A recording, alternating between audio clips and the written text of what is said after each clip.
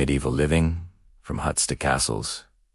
Welcome, dear listener, to Go to Sleep Historian. Tonight, we travel back through the winding centuries to the world that rose from ruin and built itself again. One beam, one stone, one dream at a time. This is the story of how people once lived, from humble huts of earth and timber to the towering castles that touched the sky. It is the story of home, of warmth, work, and quiet endurance through the long Middle Ages.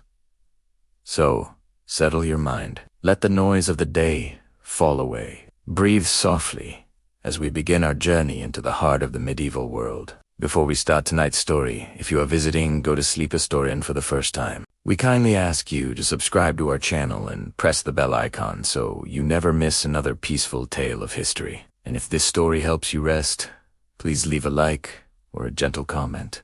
It helps our small hearth of history keep burning. Now, let the past unfold and let your thoughts drift as we begin medieval living, from huts to castles. After the Empire, a world rebuilt. The Roman Empire has fallen. Its marble cities have grown quiet, and weeds rise between the cracks of once great roads. Broken columns lean against the wind, and statues of forgotten emperors stare toward empty horizons. Across the old provinces, silence lingers like a low mist. The vast order that once connected Europe has faded, leaving only echoes of coin in the dirt, a broken aqueduct. The outline of an ancient wall now claimed by ivy. In Tiskiet, a new kind of world begins to stir. It is smarter, simpler, and humbler, but full of life's persistence. Where once stood stone villas with painted walls, people now build with what lies at hand: branches, mud, straw, and patience. In these ruins of empire, the first medieval homes are born. The forests return first. Oak and ash reclaim the Roman fields, and wolves tread where soldiers once marched. The air feels older, heavier, with the scent of rain-soaked wood. Travelers move cautiously, guided by stars and memory rather than roads. In the heart of these woods, a clearing opens. Smoke curls from a thatched roof, no taller than a man. Here, a family gathers around a flickering fire, the glow spilling through gaps in the wattle walls. This is not a grand home. The walls are made from woven branches coated in clay.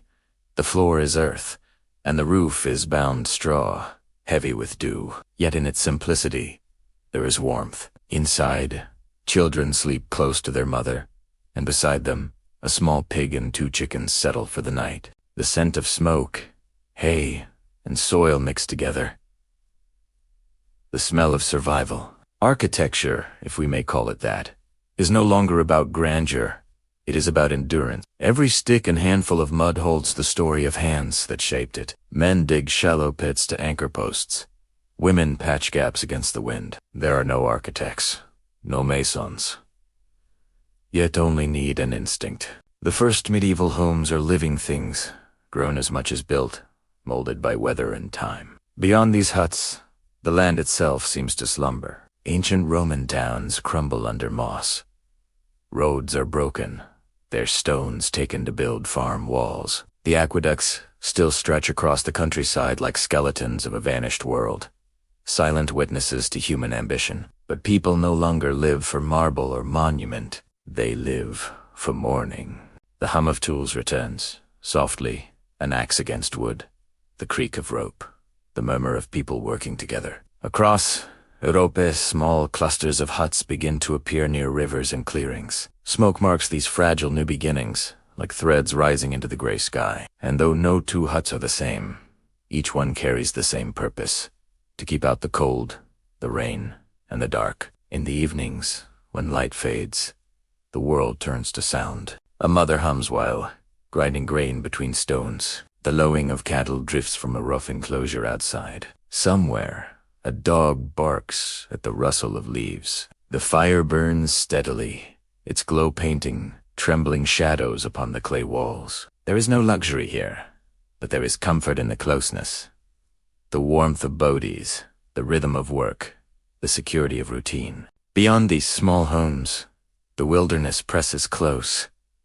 Wolves prowl the edges of light. The night sky, vast and unbroken, stretches from one horizon to the next. Stars guide the shepherds who sleep beneath cloaks, dreaming of dawn. The medieval world, in its infancy, belongs to the elements. Fire is both shield and companion. Wood is both weapon and wall. And every morning begins with gratitude for warmth, for food, for shelter that stands one more day. The world feels different now.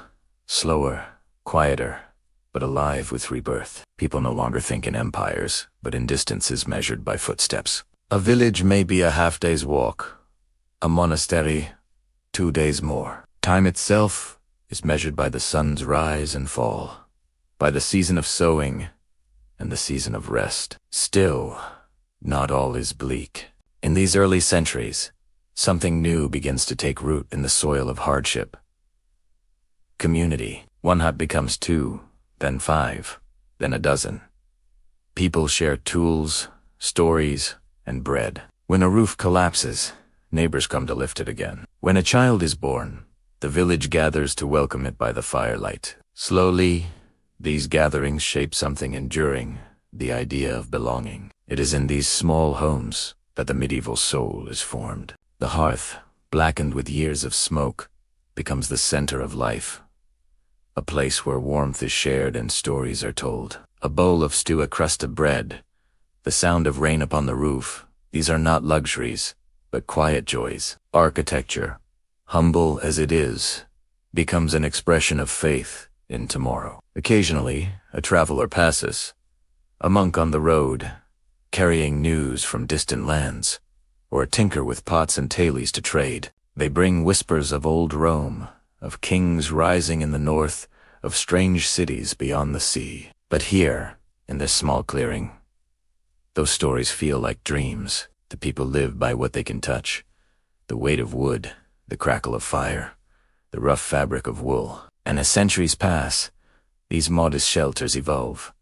Walls grow thicker, roofs higher. Some begin to build with stone, learning from the ruins around them. Old Roman techniques, half remembered, find new purpose in medieval hands. A doorway is shaped from scavenged blocks, a hearth lined with broken tiles. Out of decay, beauty slowly begins again. If one were to walk across the continent in these centuries, one would find a patchwork of worlds: wooden cottages by the North Sea, turf-roofed dwellings in the highlands, stone huts in the southern hills. Every region tells its story through its materials. In the north, homes hug the ground against the wind. In the south, open courtyards welcome the sun. Architecture bends to the will of nature, humble yet ingenious. There are no drawings, no blueprints. Houses are built from memory, passed from father to son, mother to daughter. Each family adds a beam here, a window there, a quiet legacy of adaptation. Over time, these little changes gather into tradition. The shape of the medieval home becomes familiar: a single room, a central hearth, and a roof steep enough to shed the rain. And so, the world rebuilds itself not through conquest, but through care. The great monuments of empire have fallen, yet in their absence, people rediscover what it means to live simply, to be sheltered, to be warm, to endure. When night comes again, the forest sighs with wind. The stars gleam above the thatched roofs like small lanterns in the endless dark. Within the huts, the fires dim, leaving only embers in the soft rhythm of sleep. The medieval world, fragile but determined, dreams its way into being one humble home at a time. The humble beginnings. Timber and thatch, the early medieval home was not born from plans or parchment, but from need, the simple, unspoken understanding between human and land. The forests, vast and patient, offered the materials: trunks for posts, branches for beams, straw for the roof, and clay for the walls. People built not to impress the world, but to survive it. And yet, within this simplicity, something beautiful took shape: a quiet harmony between human hands and nature's gifts. Imagine a morning in one of those early villages. The fog clings to the earth, soft and pale, as a man and his son walk toward the edge of the forest. The boy carries a dull axe, too heavy for his small arms, but he tries. The father points to a young ash tree, tall, straight, and strong, perfect for the ribs of a roof. They work slowly, breathing the rhythm of the woods. Every blow of the axe echoes like a heartbeat between the trees. These are not builders in the grand sense. They are farmers, shepherds, woodcutters, people whose homes grow as their crops do, by patience and season. The first homes of the medieval age were built with little more than knowledge passed down in stories: how to twist branches for wattle, how to pack earth with straw to seal out the wind. There was no distinction between architecture and living. To build was to live. The foundations were shallow, sometimes only a circle of stones pressed into the soil. 4 great posts rose from the corners, forming a wooden skeleton that creaked and sighed as it settled. Between the timbers, pliant hazel rods were woven like baskets, then plastered over with a mixture of clay, dung, and straw. The scent of the mixture, earthy, sharp, and oddly comforting, filled the air as families worked together. When the walls dried, they turned a pale golden brown, blending with the fields and meadows beyond. The roof came last. Bundles of straw, tied carefully, were layered one over another like feathers. From a distance, the thatch shimmered softly under the sun, golden at harvest time, silver under moonlight. Rain drummed gently on it, and in winter snow gathered thick, muffling all sound. The roof was steep, designed to let water flow quickly away, and its eaves hung low, a kind of sheltering gesture, as though the house itself bent to embrace its people. Inside, the space was simple but full of life, a single room for all things.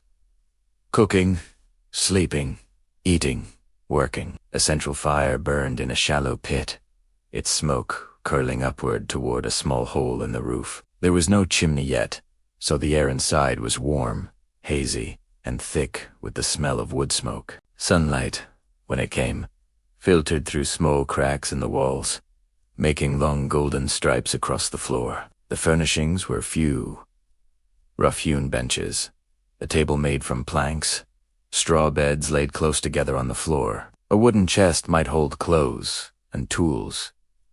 The family's treasures, hooks on the wall, carried dried herbs, a small iron pot, perhaps a single candle saved for holy days. Life was spare, but not poor in spirit. Every item had meaning, every sound, its rhythm, the bubbling of stew, the bleating of goats, the hiss of damp logs in the fire. Outside, the home stood at the edge of open land fields, where barley and rye grew thinly in the cold earth. Beyond that, wild woods, full of deer and danger. The medieval hut was a fragile boundary between man and wilderness, between light and shadow. At night, the sounds from outside, owls calling, branches snapping, the distant howl of a wolf, reminded the family how small they were. But within, the fire glowed steady, a circle of safety in an endless dark. Building these homes was more than a task. It was a ritual. Each season brought repair. Thatch replaced, posts strengthened, new mud packed into old cracks. The house changed with time, just as its owners did. It breathed when the wind blew, groaned in storms, and glowed when the hearth was lit. It was not built to last forever, but to live for a while, long enough to hold laughter, warmth, and memory. In some villages, homes grew larger. One end might shelter the family, the other the animals. Cows, goats, or pigs, sharing their warmth through the coldest months. This closeness between man and beast was not strange. It was practical, even comforting. The rhythm of breath, the shuffle of hooves, the soft grunt of a sow, all part of the soundscape of medieval night. In such splashes, the line between home and barn blurred into one shared shelter. As years passed, these simple dwellings began to vary by region. In the damp north, people raised their floors on wooden planks to escape the wet. In the dry south, walls were thicker, built from stone to keep out the heat. By rivers, reeds replaced straw for thatching. By forests, entire houses were carved from timber. The land dictated the form, and people listened. Medieval architecture was, in truth, an echo of the earth itself. Tagumbel, these huts carried the seed of something enduring: the human desire to make comfort from chaos. A patch of light in the storm, a roof against the sky. They may seem primitive to modern eyes, yet they were built with deep understanding of weight and balance, of air and warmth, of how to make life bearable in uncertain times. When visitors came, a neighboring farmer, a wandering monk, they would sit by the fire and share what little there was. Bread, perhaps hard from the week before. Ale, thin but honest. And stories, always.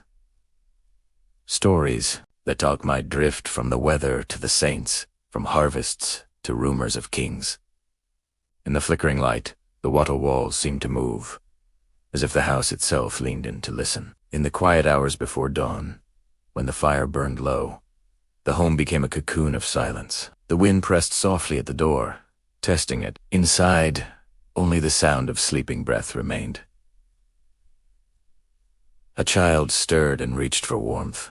The mother murmured a prayer. In that moment, small, unseen, forgotten by history, the heart of medieval life beat softly. For it was here, in these humble huts, that Europe rebuilt itself, one thatched roof at a time. Civilization, though battered and broken, began again in the flicker of these fires. From such beginnings would rise villages, halls, and castles. But the spirit of those early homes, the warmth of the hearth, the strength of the hand, the will to endure, would never be lost. Outside, dawn comes again. The mist lifts from the fields. A rooster calls. Smoke drifts lazily upward through the thatch, curling into the pale light of morning. The world feels both new and ancient, fragile yet determined. The family rises to work, and once more, the rhythm of life begins, measured not in hours or riches, but in the simple, sacred act of keeping the fire alive. The growing village morning spreads softly across the fields. Mist lingers like breath over the damp earth, and smoke begins to rise from scattered roofs of thatch. What was once only a handful of huts is now something larger. Something began to take shape. A village. The medieval village does not arrive all at once. It grows as a tree grows from a single root, branching slowly through generations. A family builds a home, then another settles nearby, then another follows, drawn by the safety of numbers. Bit by bit, light gathers in one place. What was wilderness becomes community. From a distance, the sight is humble. Clusters of small timber houses, uneven and weather-worn, encircled by open land. A dirt path winds through them, beaten by countless bare feet. Chickens wander freely, pecking near the doorways. Children chase each other with laughter that carries through the still air. But beneath this simple surface, the structure of medieval life is quietly being born. The village has no plana, no architect, no grand design. It grows by instinct, like the people who live within it. Homes are placed where the ground is dry, where the sun lingers longest, where the well is near. Between them, space for animals, for work, for gathering. It is a pattern shaped not by rulers, but by rhythm, the rhythm of days, of needs, of lives intertwined. At the center of it all lies the common well. Its stones are worn smooth by many hands. Here, villagers meet each morning, women drawing water, men sharing news, children peering into its deep shadow. Around this well, a world begins to hum. Voices mix with the sound of buckets, and gossip travels faster than the wind. A lost goat, a new baby, a coming storm. Nothing escapes the circle of the well. Nearby stands a wooden cross or a small chapel, simple but steady, its bell made from hammered iron. It rings rarely on feast days, on Sundays, or to mark the passing of a villager into memory. Its chime floats over fields and rooftops, a sound that ties every home to something greater than itself. The houses cluster close together, their thatched roofs nearly touching at the eaves. Each one leans slightly, shaped by time and weather. The walls of wattle and daub bear the marks of repair, handprints and dried clay, uneven patches from years of care. They are imperfect, but they are loved. Smoke escapes gently through roof holes, curling like thin threads into the pale sky. Between the houses lie narrow tracts of earth, trampled and uneven, where rain forms puddles after storms. Along these paths move the quiet choreography of medieval life. A woman with a wooden pail, a shepherd driving sheep toward pasture, a child carrying a loaf of bread wrapped in cloth. The village breathes through these paths as the body breathes through veins. At the edges, the land opens into fields, strips of earth divided not by fences, but by memory and understanding. Each family knows its plot by the shape of the trees or the bend of a stream. They plow and sow and harvest in rhythm with the seasons, guided by the same sun that rises over every roof. There is work here, endless and unrelenting. Yet there is also peace in the pattern. The year unfolds like a wheel. Spring plowing, summer tending, autumn gathering, winter mending. The people labor together and rest together. When the day's work is done, the village hums with small joys. The clatter of wooden bowls, the murmur of songs by firelight, the laughter of children playing with carved sticks and stones. Architecture, too, begins to evolve. Some houses now have 2 rooms instead of 1. One for living, one for storage or sleep. A few families dig small pits beneath the floor to keep grain cool and safe. Simple fences of woven twigs rise around yards to keep animals close. The earliest signs of craft appear. Doors with crude hinges, small windows with oiled parchment to soften the wind, shelves built from salvaged planks. Each improvement is a step toward comfort, a quiet triumph against the wild. Near the center of the village stands the blacksmith's hut, marked by the steady ring of hammer on iron. The sound is clear, purposeful, and strangely comforting. Within, the forge glows like a heart. Here, metal takes form. Horseshoes, hinges, tools, knives, all born from fire and sweat. The blacksmith's trade, though small, becomes the pulse of progress, the moment when raw nature bends to human will. Next to the forge, the baker's oven rises, a low dome of clay and stone. When it's lit, the air fills with the warm, sweet smell of bread, a scent that drifts across the entire village, binding everyone in shared hunger and anticipation. Bread becomes more than food. It becomes the rhythm of life itself. In the evenings, when the day quiets, neighbors gather outside their homes. They speak of weather, of crops, of the Lord who owns the land. The world beyond their village is distant, a rumor carried by merchants or wandering monks. But here, among the low houses and the soft glow of firelight, they have everything they need.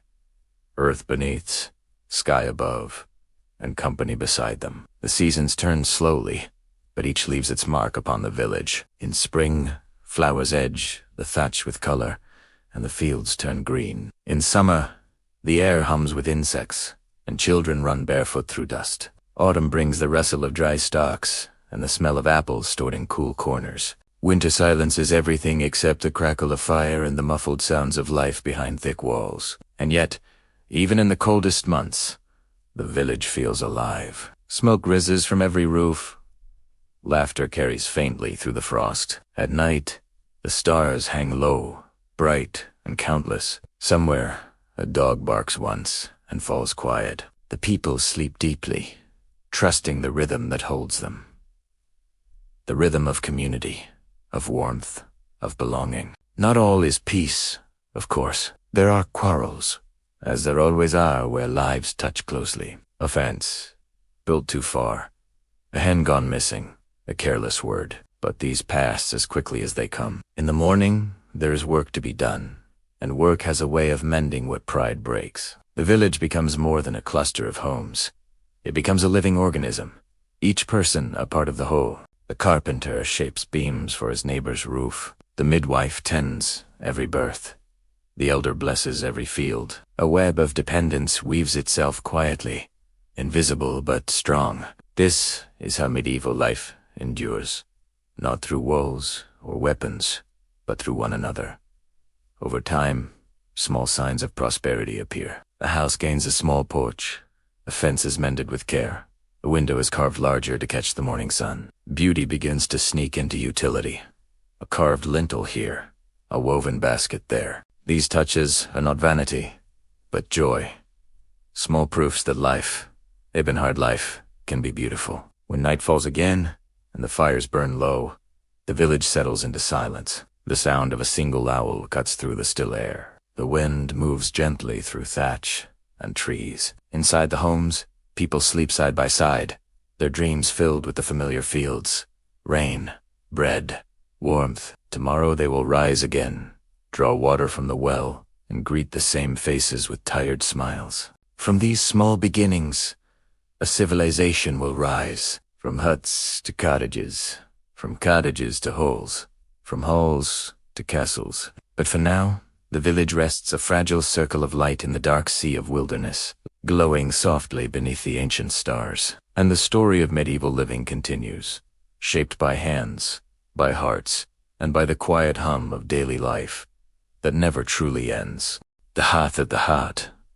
Before there were kingdoms, before there were castles, there was the fire. It burned at the center of every medieval home, small, constant, and alive. The hearth was more than warmth. It was the pulse of existence itself, glowing through cold nights, guiding families through endless seasons of work and waiting. When the morning frost crept along the thatch and the breath of sleepers hung in the air, it was the first thing tended. A mother would kneel on the earthen floor, stirring the ash with a stick, until the faintest spark appeared, a tiny ember from the night before.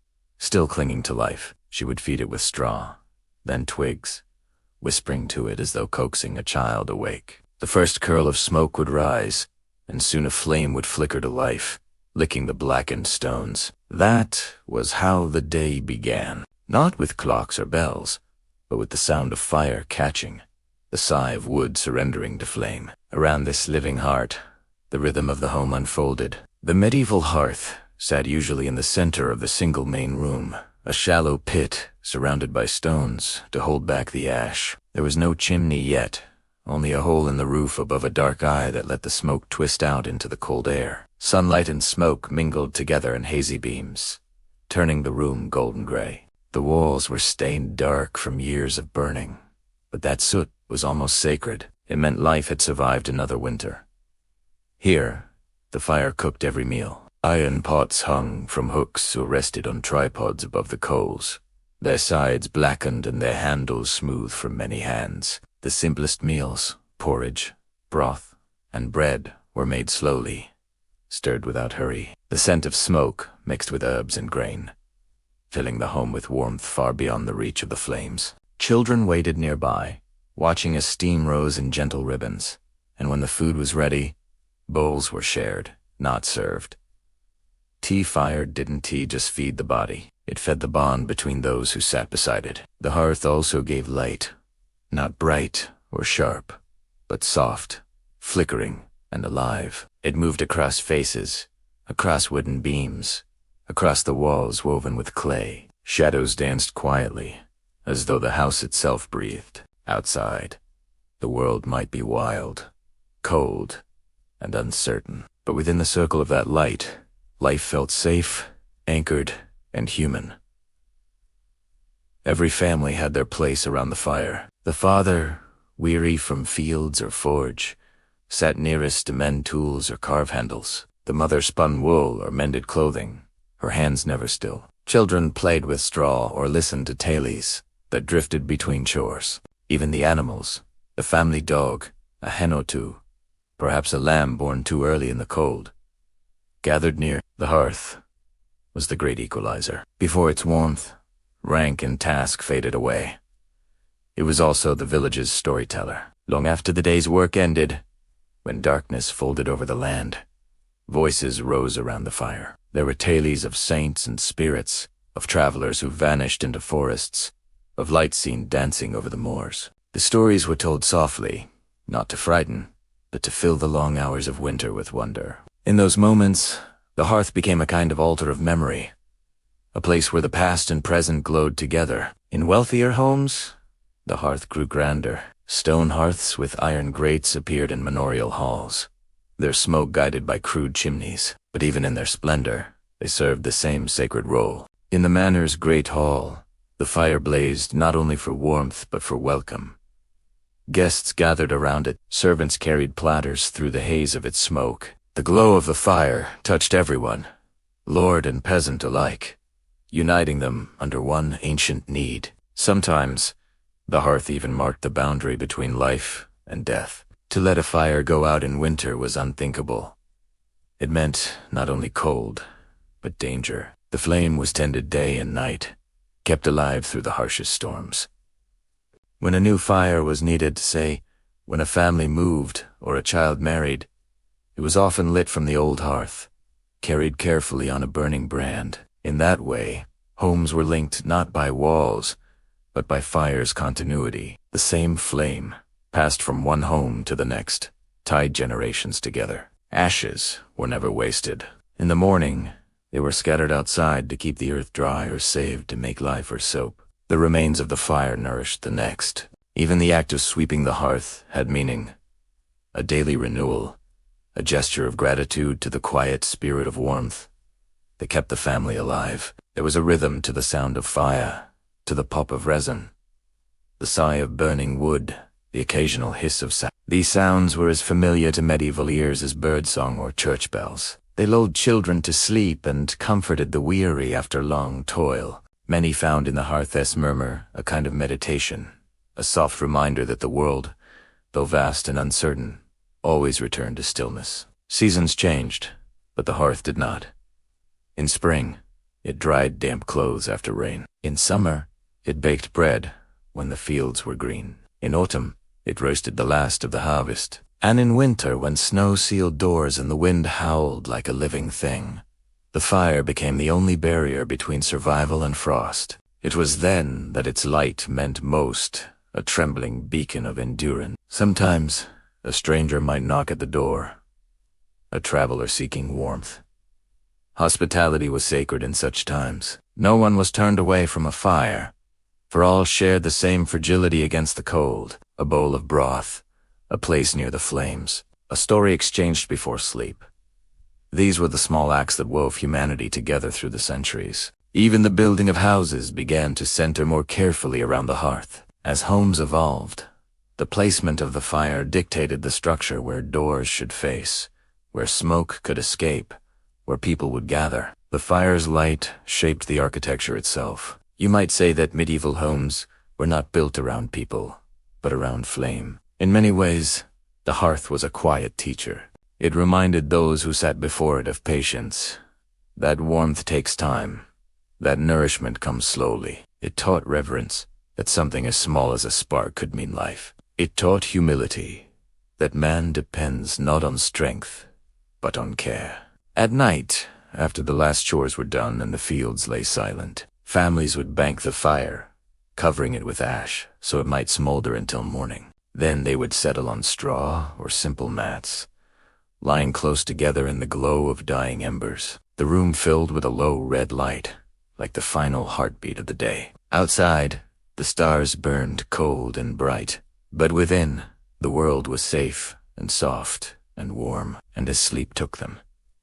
The father's breathing steady, the mother's soft sigh, the children's small murmurs. The fire's light flickered across the walls, painting faint, moving shadows that looked almost alive. In that kit something timeless unfolded, the knowledge that wherever humans go, however much they build, the true home remains where the fire burns. So through ages and empires, through wood and stone, through war and peace, the hearth endured. It glowed not only in cottages and halls, but in memory the oldest architecture of all. Walls of earth and spirit. When humanity first learned to build beyond the need for shelter, architecture began to echo something deeper.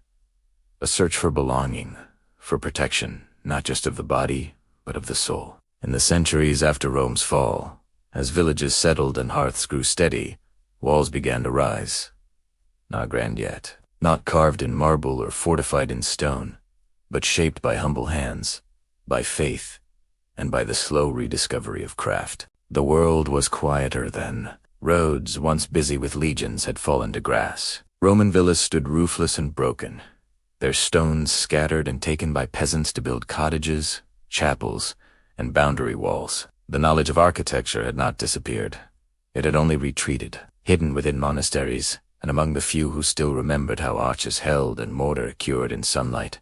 In that age of renewal, The first new buildings of meaning were not castles or courts, they were churches, tiny, wooden, smoke-scented chapels rose beside fields and streams, their crosses carved from a single beam, their walls smelling of sap and rain. These were not yet the soaring cathedrals of later centuries, but modest sanctuaries, often built by the villagers themselves. The same hands that tilled the earth now shaped it into walls. Wattle and daub, a lattice of woven twigs, plastered with clay and straw, formed the first enclosures of faith. Inside, a simple altar stood upon a stone slab, draped in linen. The flicker of candles danced upon the rough walls, and the air felt still, as though time itself paused in reverence. Here, architecture became prayer in its purest form, not in grandeur, but in intention. Around these chapels, life began to settle differently. Homes clustered nearby,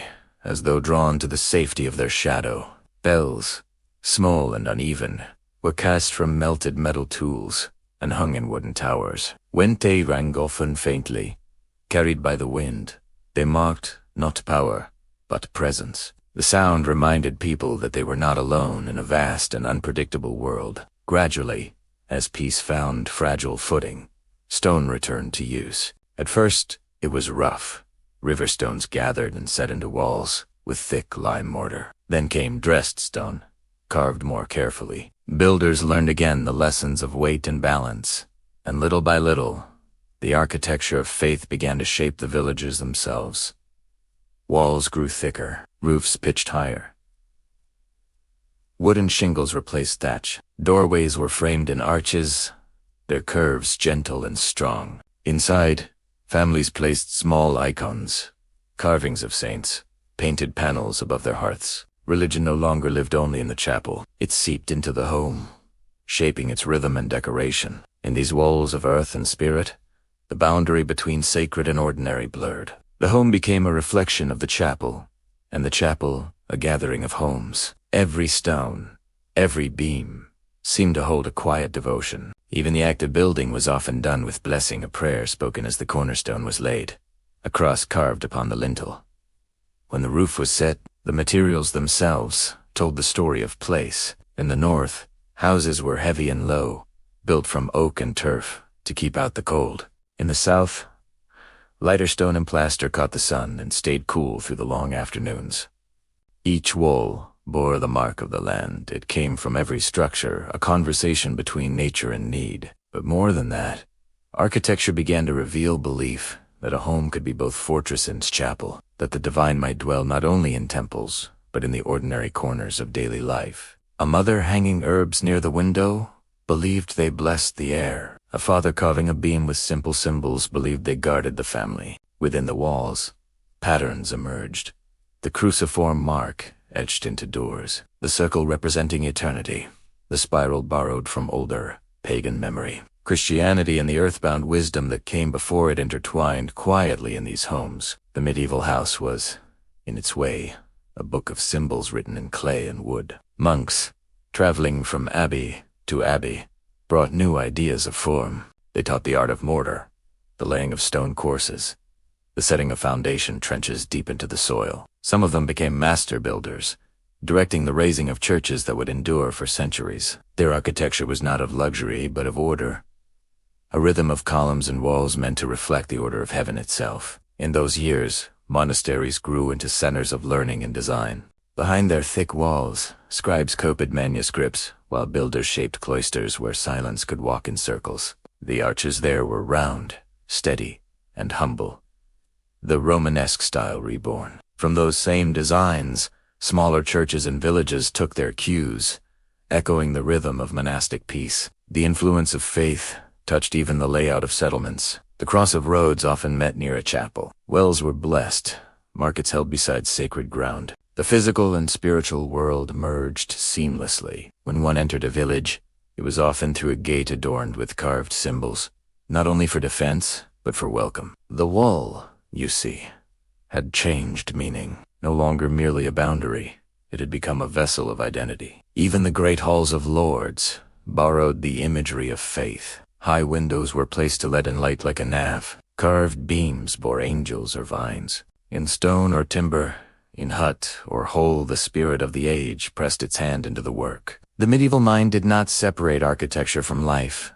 Both were acts of devotion, both built to endure. Yet the people who built these homes rarely thought of themselves as architects. They were farmers, masons, carpenters, craftsmen following the memory of their fathers. Their walls were built slowly, carefully, by instinct. And though few of their names survive, their work became the foundation upon which centuries of architecture would stand. As the 12th century approached, stone began to speak more eloquently. Churches grew taller, windows widened, and walls carried not just weight, but meaning. The spirit of building became both earthly and heavenly, the walls of earth lifting toward the skies of spirit. In the quiet evenings, when work ceased and the last rays of sunlight brushed across the stone, families sat within their homes and looked upon those walls, not with pride, but with peace. They knew they had shaped something lasting, something that would protect their children and, perhaps, be blessed enough to outlive them. If you stood there, in that age of early faith and rebuilding, you would have felt it, the hush between hammer blows, the reverence before raising a wall, the understanding that each home was a world unto itself. The fire still burned at the center, but now the walls around it held stories, prayers, and dreams. Within them, generations would be born, live, and pass, leaving behind only the faint scent of smoke and the enduring echo of stone. And as twilight settled upon the fields, the sound of bells drifted through the air, calling both the builders and the faithful to rest. The day's work was done, the spirit's labor complete. In that mingling of earth and heaven, the medieval home found its soul. The manor emerged as the landscape of medieval Europe was changing. The fields that once belonged to no one in particular now fell beneath the gaze of a single hall. Roads lengthened, borders formed, and names began to matter. From scattered cottages and chapels, a new order rose the manor. It began simply, almost invisibly. At first, it was just a larger house upon a hill, its roof higher, its walls broader, its gate more finely made. But in time, it became something far more, a symbol of rule, a center of labor and loyalty, the architectural heart of the feudal world. The manor was born from necessity. As villages grew and kingdoms took root, someone had to oversee the fields, to manage the sowing and the harvest, to offer protection when raids or famines came. The Lord's Hall became that anchor, a place where both authority and refuge could be found. Picture it now, if you will. The sun, low over rolling meadows, the sound of sheep bells and distant axes, smoke rising from the clustered cottages below. On a gentle rise stands a timber hall, its walls made of stout oak beams, its roof steep and shingled, glinting faintly in the light. A wooden palisade circles it, and beyond, the fields stretch out like a tapestry woven by many hands. The manor house was unlike the peasant cottages that surrounded it. It was built upward, reaching for the sky, not as a cathedral did, but as a mark of human ambition. The walls were thick, sometimes filled with earth for insulation, sometimes braced with stone. The door was broad and arched. Iron hinges held it firm. Inside, a single vast space, the great hall, dominated everything. The great hall was both home and theater.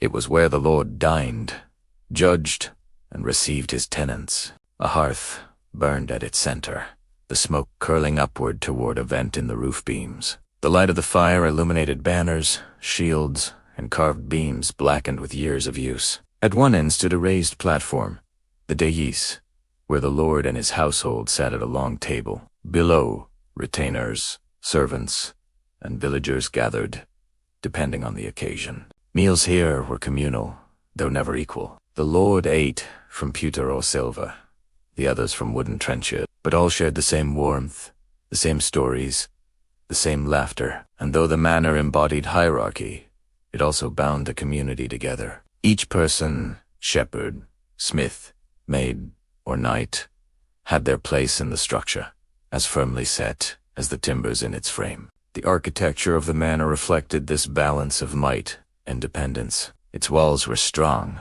but its doors remained open to those who worked the land. The hall's size was a statement, wide enough to host a feast, tall enough that the smoke could drift without choking the guests, and long enough to echo with music and speech. Above the hall, sometimes reached by a ladder or narrow stair, was a loft or a solar, a private room for the lord and his family. It was a beginning of domestic privacy, something new in medieval life. Here, wooden shutters could close out the wind, and furs lined the benches. Candles burned low, and tapestries softened the sound of rain against the roof. Below, near the outer walls, smaller rooms evolved, buttery, pantry, and kitchen. Each served its purpose, though many were still little more than lean-tos. Against the main hall, smoke and smell filled every crevice, but no one minded. It was the scent of life, of work completed, of food sought. Outside, the manor's domains spread like a miniature world. There was the barn, where grain was stored, the byre, where cattle were sheltered, the bakehouse and brewhouse, where women tended the daily crafts of sustenance. There were gardens for herbs, orchards for fruit, fish ponds glimmering in the sun. A small mill might stand by a stream, its wheel turning with slow, eternal rhythm, the heartbeat of labor itself. Each building around the manor had its place, and together they formed a microcosm of medieval society. Architecture became the map of life. The farther from the Lord's hall one went, the humbler the structures became. Yet each was essential, and each bore the same care of hand wooden joints fitted by eye, thatch layered by season, walls whitewashed to reflect light. In time, the materials changed. Timber gave way to stone as wealth allowed. The manor's foundations deepened, its windows widened, carved doorways appeared, sometimes bearing coats of arms. Towers rose, first small, then more ambitious, symbols of permanence and lineage. What began as practicality became pride. The whole no longer merely sheltered, it declared. Still, amid the growing formality, life within the manor was deeply human. The rhythm of days was governed not by clock but by duty. The crowing of cocks, the call to work, the evening bell. At dawn, the steward walked the fields, taking stock of the laborers. The cook stoked the hearth before the others woke. In the solar, the lady of the house might spin or read prayers from a manuscript, her fingers tracing faded letters by firelight. Evenings brought gathering, candles flickered, dogs slept by the hearth, and the hall filled with voices. Minstrels sung recounting deeds of heroes or saints. The walls seemed to listen, absorbing each note into their wooden grain. Outside, the night deepened, wrapping the manor in silence, broken only by the wind in the eaves. There was peace here, though it was hard-earned. The manor stood as both refuge and reminder, a place of shelter against storm and struggle, yet also a mark of the unequal world that shaped it. For beyond its fences, peasants toiled from dawn to dusk, their cottages humble and cold compared to the Lord as a bright whole. The contrast was stark, yet accepted as the order of things divine, unchangeable, eternal. Over the generations, manors grew into the heart of medieval identity. They governed not just land, but time itself. Feasts marked the seasons, contracts bound labor and loyalty, and architecture carried it all, every beam a record, every wall a law. To stand within a medieval manor was to feel the pulse of a civilization rediscovering its rhythm. Neither the chaos of the Dark Ages, nor the grandeur of empires past, but something balanced in between. The quiet assertion that life, however fragile, could be organized, sustained, and even celebrated. By the close of the 12th century, these manors dotted the countryside like constellations of power. Around them grew villages, churches, and the first stirrings of towns. The manor was not yet a castle, but it was its ancestor, the seed from which stone towers and moated walls would later rise. As night settles now in this tale, imagine one such hall, its fire still glowing, its doors barred against the chill. Inside, the Lord's household sleeps, their breath soft, their dreams carried upward in the faint smoke curling through the beams. Outside, the stars wheel silently above the land, and the manor, steadfast and solemn, keeps its lonely vigil. Tomorrow, its people will rise again, to work, to serve, to build, and with each stone laid, each beam raised. The story of the medieval home moves one step closer to the castle. Defending the home, the Motte and Bailey. The world was growing restless again. Beyond the green fields and soft rolling meadows, Donjesti read raids from the sea, rival lords claiming land. The slow, thundering approach of an age where safety would have to be built, not hoped for. And so, from the quiet manor rose something new, a shape against the horizon.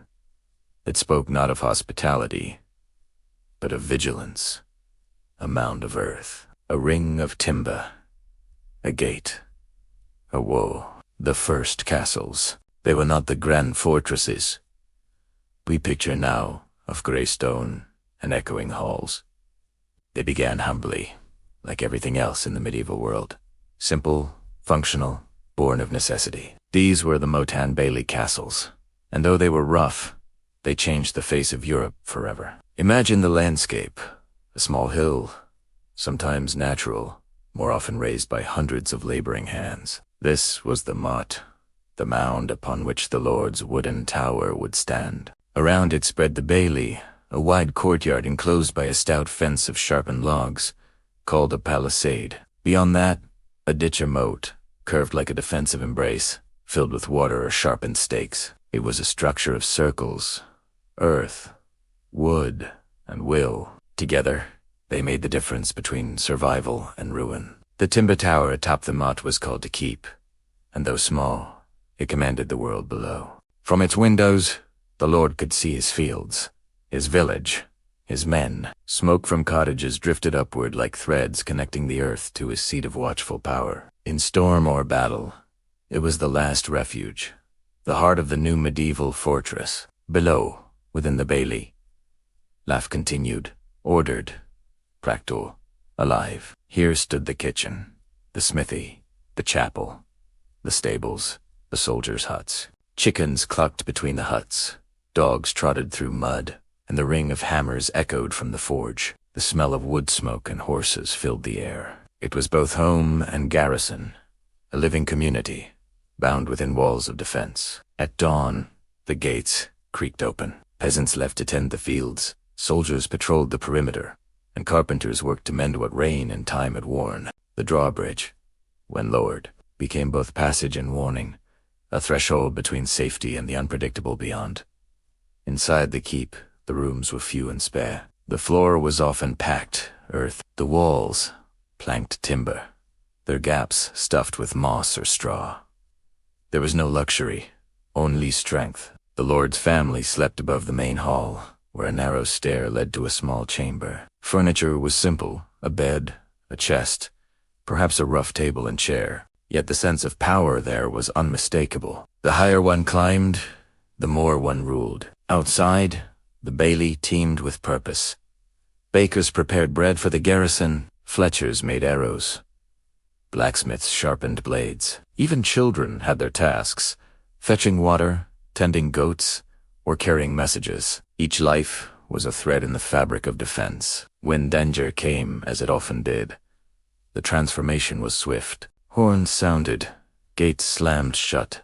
Villagers rushed inside the palisade, driving their animals before them. Fires were doused to keep smoke low. Men lined the walls, bows ready, watching the tree line for movement. And when the first arrows flew, the Motte and Bailey showed its strength, not in grandeur, but in endurance. For these early castles were not fortresses of stone, but living things of earth and timber. They could burn, yes, but they could also be rebuilt quickly. The mound stood eternal. The wood could rise again. In that, there was wisdom, a kind of flexibility the later stone castles would forget. At night, after battle or storm, the keep would glow softly from within. Torches burned low. Guards paced the ramparts, their shadows long against the palisade. From below, the sound of murmured prayers and restless animals filled the dark. The Motte rose above it all, a silhouette against the moon, the new symbol of medieval security and of human adaptation. This architecture changed more than the landscape. It changed society. The manor had been a place of service and dependence. The Motte and Bailey became a center of command. The Lord's word was law, his protection both gift and expectation. Fealty became physical. One lived within his walls, beneath his tower, within his reach. Yet despite the militaristic form, life here was not always harsh. During peaceful times, the bailey was full of laughter and music. Festivals were held, banners flown, tournaments staged. Children played near the moat, throwing pebbles into the water. Women embroidered in the sunlight.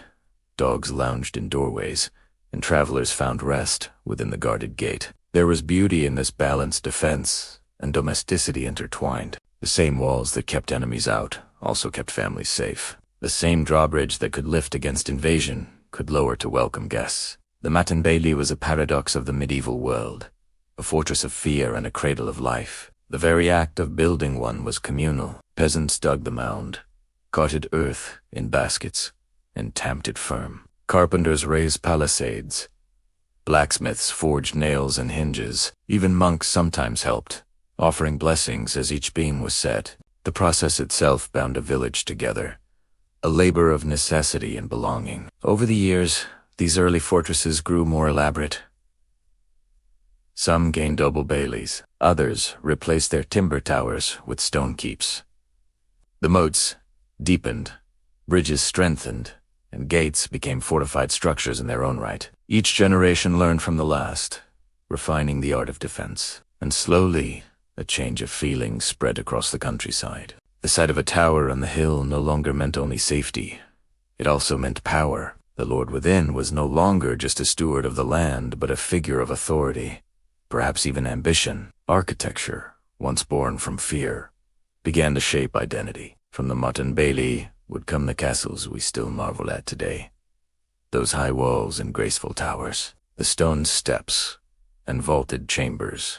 But within those later masterpieces, the spirit of the first timber fortresses still lived. The instinct to build, to protect, to gather one's people within a circle of light against the dark. When dawn returned after a long night of watch, mist often clung to the moat, and dew silvered the grass around the palisade. The air smelled of damp wood and ash. From the top of the motte, the view was endless. Fields stretching toward the horizon, smoke rising from cottages below, the quiet hum of survival resuming once more. And though the world outside was uncertain, within those wooden walls, the people of the Middle Ages found something precious, a sense of place, of endurance, of belonging. So the Matin Bailey stood not forever, for time and flame would claim them, but long enough to teach the world how to turn fear into form and danger into design. The day would come when timber gave way to stone, when the hill would become the heart of a fortress, and the simple wooden keep would be reborn as a castle. But in the quiet memory of medieval time, the first fortresses of wood and earth remained steadfast and humble, their story still echoing softly beneath every stone wall that followed. Stone rising. The age of castles, the wind over Europe had changed. What once whistled through wooden palisades now echoed across quarried hillsides. The lords of the Middle Ages were no longer content with timber towers that could catch flame or fall to rot. They hungered for endurance, something that would outlast their lifetimes, their children, perhaps even their kingdoms. And so the Age of Stone began. At first, the transformation was cautious. The old Matin Bailey form remained, but little by little the walls stiffened, the towers hardened. The very sound of the hammer changed from the dull thud of wood to the ringing strike of chisel against rock. To build in stone was not merely to fortify. It was to declare one's place in the world. A timber keep could be raised in months. A stone castle could take decades. Every block that was set became a testament to ambition and wealth. The quarrymen dug through hillsides, carving the bones of the earth itself into square, obedient shapes. Lines of oxen hauled them on creaking wagons, and masons with sunburnt hands fitted each one with reverent precision. Imagine the sound, the sharp rhythm of chisels, the grating roll of carts, the shouted calls of men passing stone from hand to hand. Binet, Thème de Castle mound, widened and deepened. Ditches were cut into bedrock, foundations laid in layers of lime and gravel. These were not fragile walls, but living monuments. At the heart of the new fortress rose the stone keep, the soul of the castle. Thick walls, sometimes 20 feet across, climbed upward like cliffs. Narrow windows, shaped like inverted keyholes, looked out upon the surrounding land. Within, the light was dim but steady, falling through slits onto walls pale with chalk dust. The floors were no longer earth or plank but flagstone, cool beneath the feet, echoing with every step. Stairs coiled in tight spirals, designed so a defender retreating upward would have the sword arm free while his foe below struck against the curve. Even architecture had learned to think like a warrior. Inside, life was both austere and grand. The great hall became the castle Espiti Heart, a long chamber with a raised dais at one end, where the lord and lady sat beneath banners bearing their colors. Fire burned in a central hearth, the smoke drawn upward through a vent in the roof. At night, the hall glowed with flickering torchlight, the scent of roasting meat and melted wax thick in the air. Here, the household gathered, knights dined beside clerks and servants, musicians played soft airs on lutes, and dogs sprawled near the fire. Though built for defense, the castle was also a home, a place of order, ceremony, and pride. Beyond the hall stretched a labyrinth of chambers. The solar, a private room for the family, offered warmth and privacy above the noise below. Thick curtains kept out drafts, woolen hangings softened the chill of stone. There were chapels too, small, candlelit sanctuaries where prayers mingled with the smell of cold incense. Down below, the world was more practical. Kitchens, storerooms, and cellars filled the lower levels. Servants scurried with baskets of bread and barrels of ale. Blackened kettles simmered over coals. Nearby, deep wells ensured water even in siege, and narrow posterns led secretly out to the fields or riverbanks beyond the walls. Each part of the structure had a purpose. The towers guarded the corners, their round forms better at deflecting stones and fire. Battlements crowned the walls, narrow paths where archers could walk behind protective firing through the gaps. Gates became complex machines of defense, portcullises, murder holes, drawbridges. Even beauty here was born from necessity. Yet amid all this strength, the castle was never just a shell of war. Within its walls, generations were born. Children learned to walk. Laughter echoed in courtyards. The architecture shaped their days. Long corridors guided footsteps toward the chapel bells, and arrow slits let in just enough light to make shadows dance across the floor. When storms rolled in from the north, families would gather near the hearth. Servants brought cloaks, minstrels sang low songs about knights and lost crusades, and the wind battered the towers outside. The castle would groan like a living creature, yet it held firm. Within those walls, one could feel time slow, as if the world itself paused to breathe. To the peasants who tilled the Lord's fields, the sight of a stone castle on the horizon was almost mythic. It seemed not merely built by hands, but conjured by power. Its banners rippled in sunlight, its bells called across miles of farmland. For them, it meant both safety and submission, a promise of protection and a reminder of distance. But even lords were subject to time. As decades passed, tastes changed. Castles grew more elaborate, their towers slender and graceful, their interiors softened with tapestries, carpets, and colored glass. By the 12th and 13th centuries, the castle had become more than a fortress. It was a symbol of civilization itself. In France, England, and the Holy Roman Empire, every noble family sought to leave their mark in stone. Architects began experimenting with arches and vaults, blending strength with grace. The old square keeps gave way to curtain walls encircling open courtyards, and the once simple gatehouse became a grand entrance, flanked by towers and heraldic shields.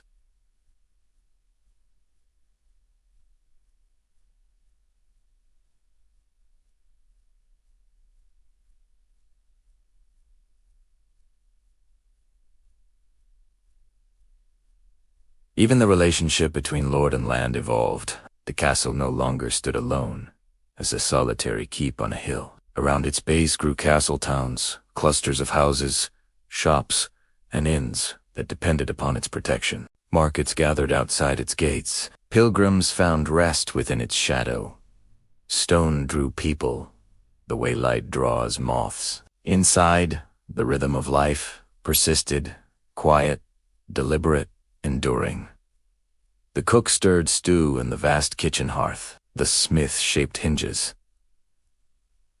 for yet another gate. The priest whispered prayers in the dim chapel. In the upper rooms, a lady might sit by a window, embroidering by the thin daylight that slanted through glass imported from Venice. When night fell, the castle was a world apart. Torches burned along the corridors, their smoke curling into the arches above. Guards patrolled the battlements, their footsteps hollow on the stone. Somewhere, a hound barked in the courtyard. Somewhere else, a lute played a sleepy melody. Beyond the walls, the land stretched dark and endless. But here, in this fortress of light, humanity rested. These castles were not eternal. Many would crumble, others be conquered, and still more would fade into ivy-covered ruin. Yet their essence, the desire to make safety tangible, to carve permanence from impermanence, still lives in us. Each wall told a story, not of kings and battles alone, but of families, of work, of continuity. When dawn broke over a finished castle, sunlight washed across stone that would remain for centuries. The mason's marks were still visible in the mortar. The Lord's banner fluttered proudly in the morning wind. Below, peasants returned to the fields, their lives small but bound to that rising monument. Stone had triumphed. The age of castles had come, and with it, a world reshaped by the dream of endurance. And yet, within those walls of might, another story was beginning of art, comfort, and daily rhythm, of hearths and halls, kitchens and courtyards, of the quieter architecture of living itself. Life within the castle walls. Comfort in routine. Morning came gently to the castle, not with the cry of roosters, or the light spilling through wide windows, but with the dull toll of a bell echoing through corridors of stone. The air was cool, touched by the scent of damp lime and wood smoke. Somewhere, deep in the kitchens below, the first fires were being lit. Life within these walls followed a rhythm part necessity, part habit, and part unspoken tradition. Each day unfolded like a well-worn song, its verses known by all who lived there. Knights, servants, ladies, children, and cooks. At dawn, the guards on the battlements exchanged quiet greetings, stamping their boots against the chill. The watch changed hands. One group retired to the warmth of the guardroom while another took up their long vigil. Below, the kitchen stirred fully awake. Iron pots clanged. Bread was placed near the fire to bake, and the air filled with the earthy scent of barley porridge. For the servants, the day began before sunrise. Water had to be drawn from wells, rushes swept from the floors, torches replaced in sconces. The stone halls, though magnificent, were cold and stubborn. Every bit of warmth had to be earned. Servants carried bundles of wood up winding staircases, their breath misting in the early light. In the great hall, the heart of castle life, the remains of last night's fire still smoldered. A servant would kneel and coax the embers to life again, feeding it slowly until the flames brightened. Soon, the hall filled with the gentle hum of activity, maids dusting the long tables, dogs stretching by the hearth, the faint creak of a door opening as the steward entered to oversee the day's work. When the lord and lady descended, the castle stirred in full. The lord wore a heavy cloak lined with fur. The lady, a long gown with sleeves that trailed like whispers. Together, they presided over the morning meal. Simple fare of bread, cheese, and ale. Shared not in silence, but in quiet conversation about the business of the day. Messages arrived from neighboring estates. Sometimes a visitor was announced. The great gates would open, and hooves clattered in the courtyard as a messenger, a minor noble, entered beneath the raised portcullis. Pages would hurry to take cloaks, and the smell of wet leather would mingle with that of burning wood. Throughout the morning, life branched outward like streams from a river. In the courtyard, blacksmiths hammered at glowing iron, shaping hinges, horseshoes, and arrowheads. The rhythmic ringing of metal filled the air. In the stables, grooms brushed down horses, their hands quick and practiced. Inside, the kitchens were a kingdom of their own, vast, smoky, and full of life. The cooks were always in motion, stirring great cauldrons, turning spits of meat, or grinding herbs in stone mortar. The floor was warm from the ovens. Steam hung like mist in the air. Even here, architecture played its role. The high vaulted ceilings carried the smoke away, and the stone walls kept the heat steady. By midday, the castle's daily pulse quickened. The great hall was set for the principal meal, and the household assembled. Trestle tables were arranged, covered with linen cloths. The lord sat upon a raised dais, the family beside him, their retainers and guests spread below. Platters of roasted meat, trenchers of bread, bowls of fruit, and pitchers of ale made their slow way down the tables. Music often followed. Minstrels sang songs of ancient battles or courtly love, their melodies softening the edges of stone. Sometimes, the lady herself would play the harp, her notes drifting upward like birds against the rafters. Outside the hall, daily duties resumed. The castle was not a place of idleness. The lady oversaw the household stores, linen, candles, spices, and wine. The steward managed rents and supplies. Knights practiced in the bailey, their swords clanging as they trained. Pages and squires, young boys of noble birth, attended team learning the manners and skills expected of their station. Children of the household, meanwhile, studied reading, writing, and Latin under the tutelage of a priest. Their lessons echoed faintly in the chapel, mingling with the scent of beeswax and the quiet drip of holy water into the font. As the sun began its slow descent, the castle shifted into evening. The torches were lit along the corridors, their flames flickering against stone. The sound of shutters closing echoed faintly from the upper floors. The smell of supper drifted through the air, venison stew, fresh bread, perhaps a cup of warmed wine. Evening in the castle was softer, more reflective. The day's business faded, replaced by stories and laughter. The lord's household gathered once again in the great hall, the fire roaring high. Servants moved silently, refilling cups, carrying platters. Music wove between the voices. Sometimes, the priest would read aloud from a holy text, or the minstrel would tell a tale of King Arthur, of dragons, or of saints. Shadows from the fire danced upon the walls, making the carved figures on the beams seem almost alive. When the final bell sounded for prayer, the castle grew still. Candles were extinguished, one by one. Guards took their posts for the night. The drawbridge was lifted, the gates barred. A hush fell across the courtyard. The lord and lady retired to their solar, where heavy curtains kept out the draught. They slept on thick feather beds, wrapped in woolen blankets, while the servants lay on pallets near the hearth or in the lower chambers. In distant towers, guards paced in silence, their footsteps echoing softly against the stones. Outside, the wind swept across the battlements. Owls called from the dark trees below. Inside, the castle breathed in sleep, the slow rhythm of 100 resting souls enclosed by walls that had seen both battle and peace. For all its power, the castle was a living thing, filled with warmth, fatigue, laughter, fear, and faith. It stood as a guardian, but also as a home. Every stair, every echoing corridor, bore the memory of footsteps, voices, and lives quietly unfolding within. When dawn came again, the bell would toll once more, and the routine would begin anew, steady as the heartbeat of stone itself.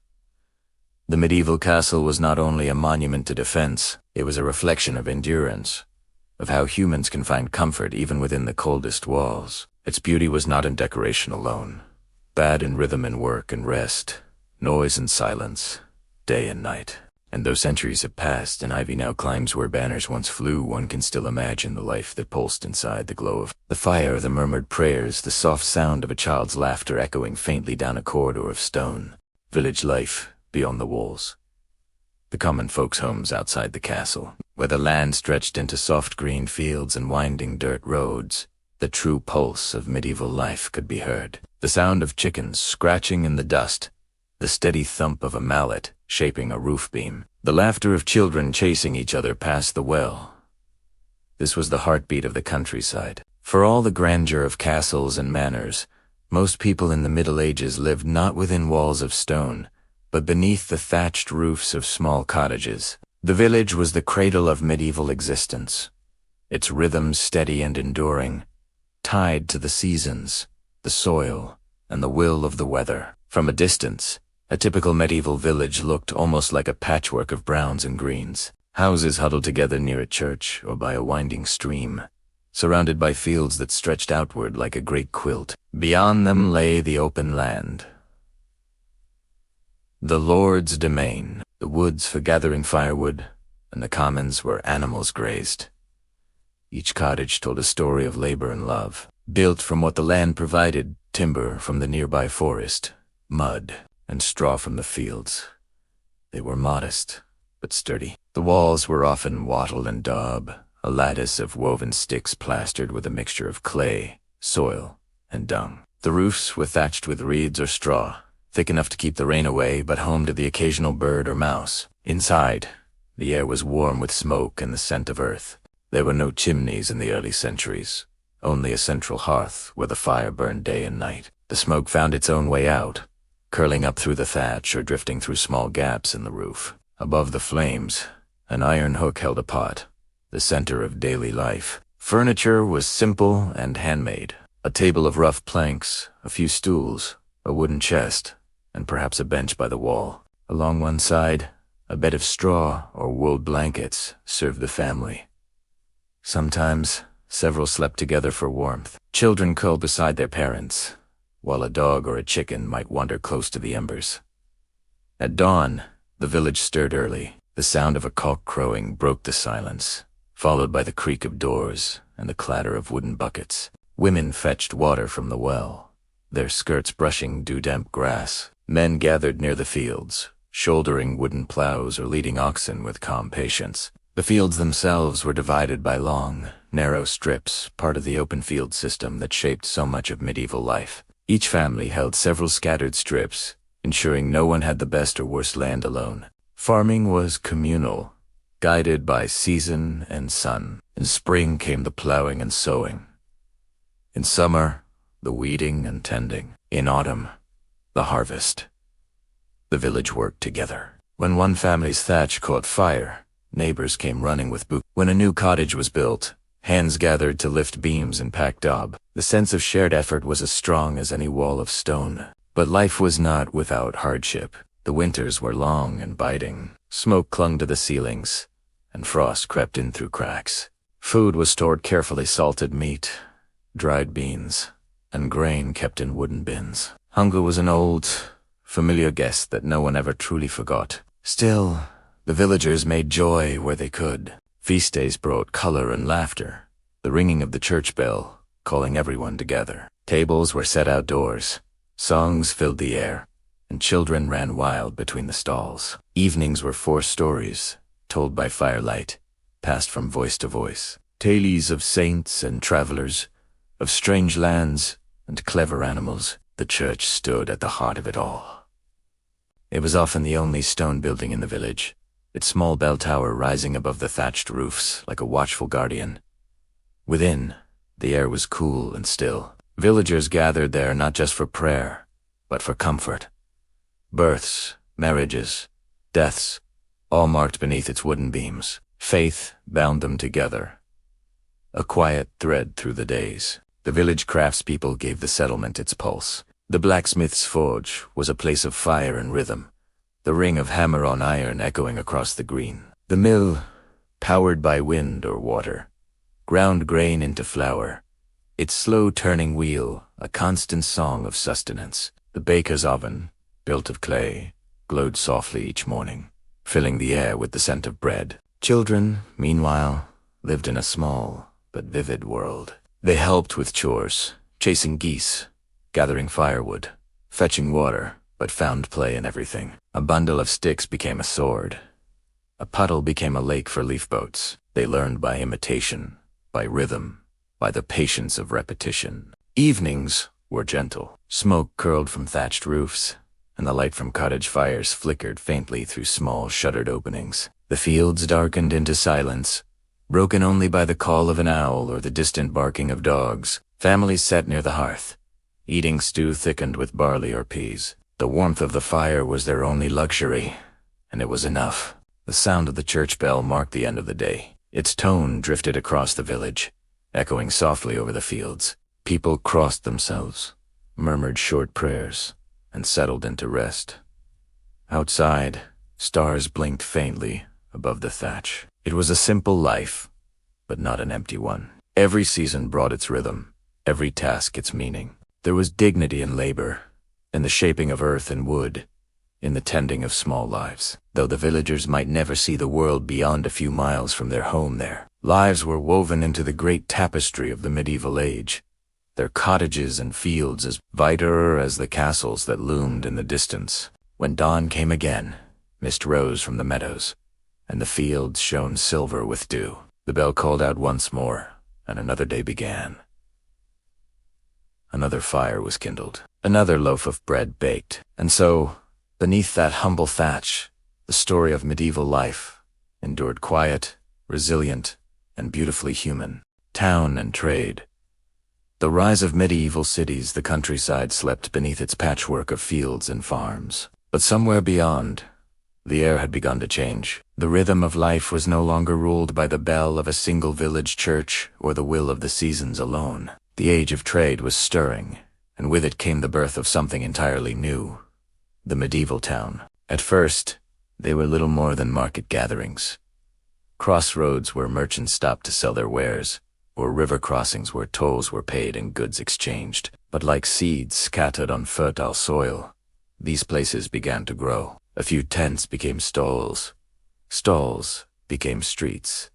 And soon, a town rose, where once there had been only open land. The great castles and monasteries helped give them form. Around their walls, workers gathered: carpenters, weavers, bakers, masons, each man and woman seeking protection and opportunity. The Lord all about encouraged the settlement, for every shop and workshop meant rent, taxes, and labor. Thus, the heartbeat of medieval commerce began to sound beneath the ringing of church bells. The architecture of these early towns was unlike anything the countryside had known. Streets wound, narrow and uneven, paved in cobbles worn smooth by countless feet. Timber-framed houses leaned toward one another, their upper stories almost touching above the lanes. From open windows hung baskets, drying herbs, or laundry fluttering like flags of daily life. The smell of the town was unforgettable, a mingling of fresh bread, tanned leather, and smoke, mixed with the sharp scent of tallow, fish,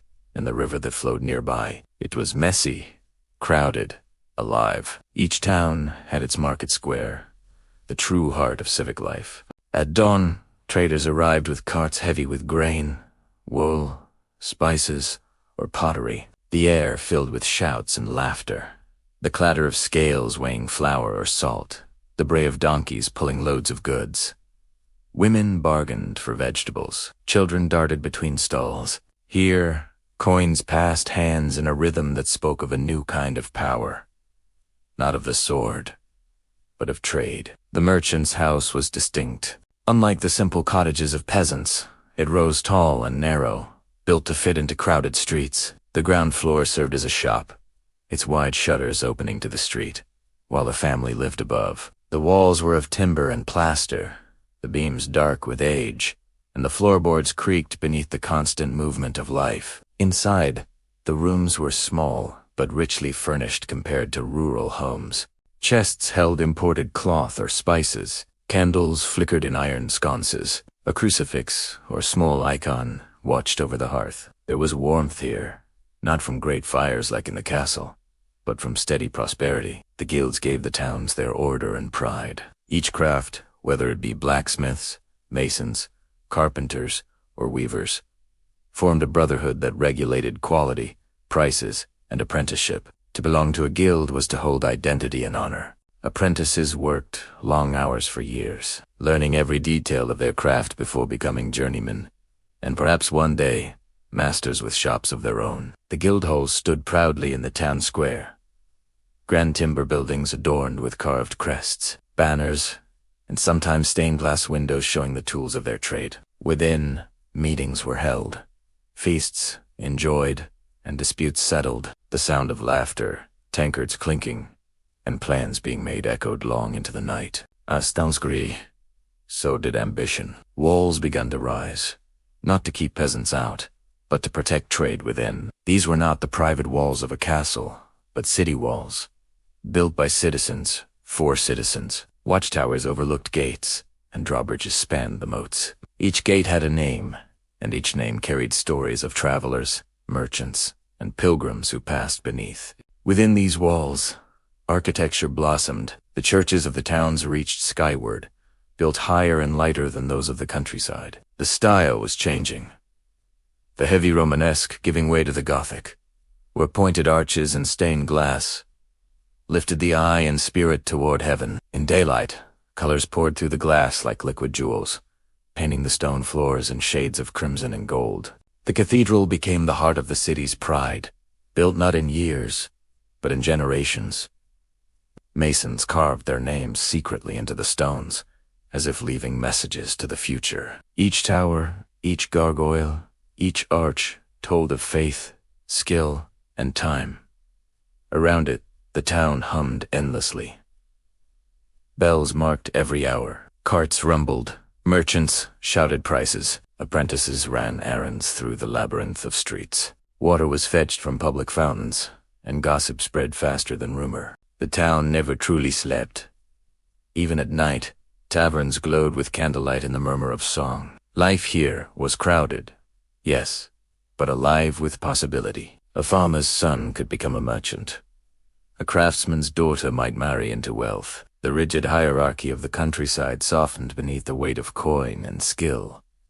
Trade, not birth, began to shape one's fortune, but the town also carried its shadows. Disease spread quickly where people lived close together. Fire was a constant threat. One stray spark, and whole streets could vanish overnight. Yet even disaster could not stop the momentum. Each time, they rebuilt, stronger, smarter. Their walls a little higher, their wells a little deeper. As centuries passed, the medieval town grew into something even more complex.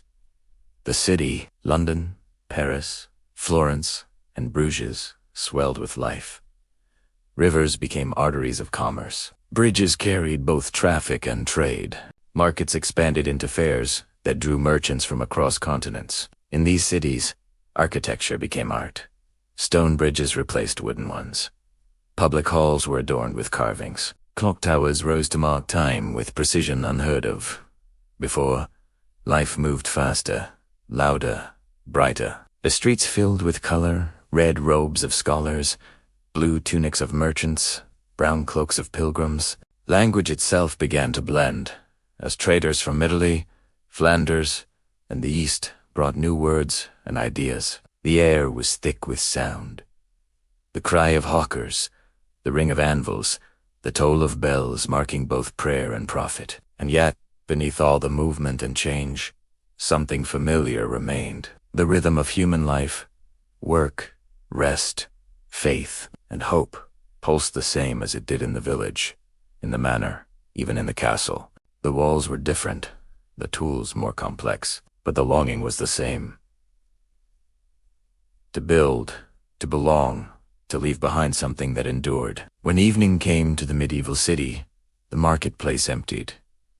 The lamps were lit, and a hush settled over the narrow streets. Smoke drifted from 1,000 chimneys into the night air. The river below reflected the moon, and the tall spire of the cathedral stood silent against the stars. Somewhere, a bell tolled the hour deep, sonorous, steady. The sound rolled across rooftops, through alleyways, over walls. It was the same music that had guided all of medieval life, a harmony of labor, devotion, and time itself. And so the medieval world, once scattered across fields and fortresses, had found its center in stone and sound in the streets and walls of its growing towns. The age of villages had given birth to the age of cities, and with it, a new chapter of living and building had begun. Cathedrals and craftsmanship, the soul of medieval designing the heart of every medieval town, stood something larger than life itself, a cathedral that seemed to hold both heaven and earth. In its embrace, it did not simply dominate the skyline. It defined Italiano. For centuries, travelers could spot a city by the great cross of stone rising far in the distance, catching the morning sun or the evening moonlight. These were not mere buildings. They were acts of faith made solid, monuments of devotion carved by hands that would never see them completed. Cathedrals were the work of generations. Fathers began them, sons continued them, and grandsons finished them, if fortune allowed. It all began with a dream, the bishop's vision, the townspeople's hope, the mason's challenge. The cathedral was not only a place of worship, but the heart of medieval identity, the soul of the city made visible.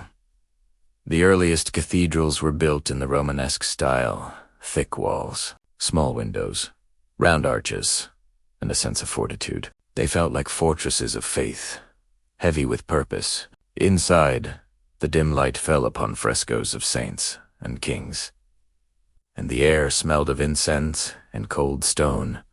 But soon, something changed. The medieval world began to look upward, spiritually and architecturally. The new style that emerged, the Gothic, sought not to protect from heaven but to reach toward it. Builders discovered that if they replaced the round arch with a pointed one, weight could be distributed differently. Suddenly, walls could grow thinner, windows larger, and towers higher. Thus began an age of light. Imagine the moment a town laid the first foundation stone. The entire community gathered, lords, monks, merchants, peasants, as if planting the soul of their city in the ground. Prayers were said. Bells rang. A procession carried relics to be sealed within the stone. It was an act of hope in stone and time. The master mason was the unseen genius behind it all. He understood how to turn rock into air, how to make gravity itself part of beauty. With chalk and compass, he marked designs on tracing floors. Vast slabs of plaster were arches. Vaults and columns were drawn life-size. His apprentices studied every curve, every intersection of lines. The craftsmen who followed were a brotherhood of quiet brilliance. Each one had a gift. Some carved columns like twisting vines, others shaped saints from blocks of limestone. The glaziers worked with glass and flame, coaxing from sand the colors of the rainbow. The blacksmiths forged iron into hinges and crowns for windows, and the carpenters built scaffolds so tall they swayed in the clouds. Their tools were simple mallets, chisels, ropes, and pulleys. Yet from them rose miracles. Each sound in the cathedral's making became part of its eternal music. The hammer striking stone, the creak of wood, the call of builders across the height. At the heart of every cathedral was its light. Sunlight streamed through stained glass windows, vast roses and tall lancets, transforming stone into living color. Reds burned like embers, blues flowed like rivers, golds glimmered like morning. These windows told the stories of saints and scriptures for a people who could not read. Each beam of light was both sermon and song. The vaults above were like the ribs of a vast creature, curved, interlaced, alive. To stand beneath them was to feel small and infinite all at once. The ceilings seemed to float, though every inch was anchored in perfect geometry. Then there were the gargoyles, grotesque and beautiful, perched high upon parapets. To some, they were guardians. To others, warnings. When rain fell, it poured from their mouths in silvery streams. They reminded the townsfolk that even holiness must laugh at itself sometimes. Every stone had a purpose, and every purpose was layered with meaning. The transepts formed the arms of a cross, the nave its body, and the choir its voice. To walk through a cathedral was to walk through a living symbol, a theology and architecture. At night, the masons left their tools beside half-carved angles, and the city slept beneath the rising towers. Candles burned in chapels where monks prayed for those who built by day. The rhythm of labor and worship intertwined, day after day, year after year, until faith itself became the mortars that held the walls together. Some cathedrals took 200 years to complete. A mason might die having worked only on one arch, yet he would die content, knowing it was part of something eternal. The building itself was a bridge, not only between heaven and earth, but between generations. When travelers entered a finished cathedral for the first time, they often wept. The scale, the light, the silence.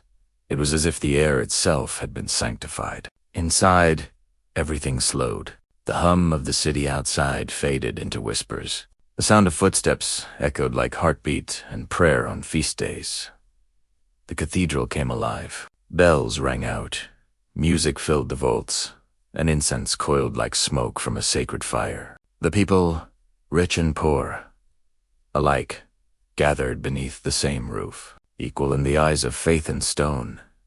And in the evening, when the last candles burned low, the cathedral remained, silent yet alive, a breathing monument of devotion. Outside, the stars seemed dimmer beside its towers. Inside, the cold stone remembered every chisel, every hand, every soul that had built it. Cathedrals were not just places to worship. They were books written in architecture, telling the story of humanity's reach for something beyond itself. The mason's craft became a prayer in motion, the artist's color a hymn of light. Every piece, from the smallest carved leaf to the tallest spire, sang the same song. Beauty is faith made visible. And though centuries have passed, their stones still stand in Chartres, in Canterbury, in Cologne. They have outlasted kings and wars, outlasted those who built them and those who prayed within. The world has changed, but their message has not. Tat creation, when born of devotion, endures beyond time. So as the night deepens, and the echoes of hammer and chant fade into memory, imagine the glow of candles beneath vaulted arches, the scent of wax and dust and prayer. Imagine standing there, small, silent, odd, as the great cathedral breathes softly around you. For in that stillness lies the heart of the medieval world, a harmony of faith, craftsmanship, and light, shaped forever into stone. Cathedrals and craftsmanship, the soul of medieval design homes of the wealthy.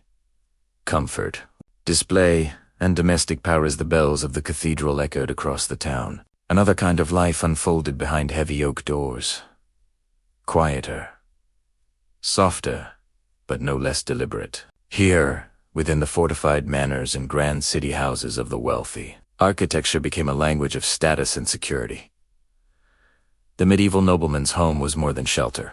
It was a statement carved in stone. It spoke of lineage, alliances, and success. The great lords had their castles, of course. But as peace settled across regions and trade brought prosperity, new kinds of homes emerged to manor, houses in the countryside, and merchant halls within the city walls. Each was built to impress, to comfort, and to protect. In the countryside, a manor rose like a smaller echo of a castle. The great hall still stood at its heart, but it no longer served as a fortress. The walls, though thick, now bore windows, larger, glazed, with translucent glass instead of shutters of wood. For the first time, sunlight softened the stone interiors, filtered through panes that shimmered faintly like frozen water. The layout of these homes reflected the ordered world of their owners. The ground floor was a domain of service kitchens, pantries, and storage rooms bustling with servants. Above, the noble family lived, surrounded by tapestries and painted walls, their chambers connected by carved staircases and arched corridors. Every object within was both useful and symbolic. The hearth was vast, with room enough to stand inside. Its smoke rose through stone chimneys that marked the skyline, a quiet sign of progress. Before it stood heavy tables of oak or walnut, polished until they gleamed, their surfaces carved with family crests or vines that wound like living roots dot around these tables. Nobles dined on silver dishes, their meals served by attendants in livery. The air carried the aroma of roasted meats, herbs, and freshly baked bread. Candles flickered in wrought iron sconces, their light dancing upon goblets of pewter and glass. And above, the ceilings, once bare beams, were now painted with flowers, stars, or scenes from hunting and legend. Even the architecture spoke of taste and control. The bedchamber was both sanctuary and stage. A canopied bed, draped in embroidered linen and velvet, stood upon a raised dais. It was less a piece of furniture than a throne of sleep, layered with blankets and cushions stitched by hand. Beside it, a chest held garments, tunics lined with fur, silk robes, fine shoes. Every fold, every thread was a mark of refinement. In city homes, the merchantry lived no less grandly, though their spaces were narrower. The merchant's hall house often rose 3 or 4 stories tall, each floor serving a purpose. The ground level was a shop or storeroom, the middle four, family and guests, and the upper four sleeping.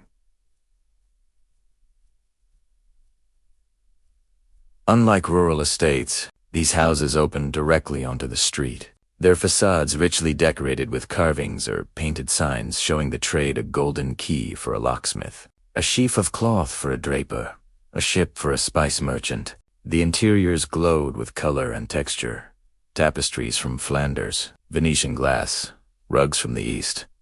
The fireplace became the heart of comfort and conversation. Around it gathered family and guests on cold evenings, sipping wine or ale while minstrels played the lute. The scent of burning oak mixed with candle wax and beeswax polish. Laughter echoed off the plastered walls.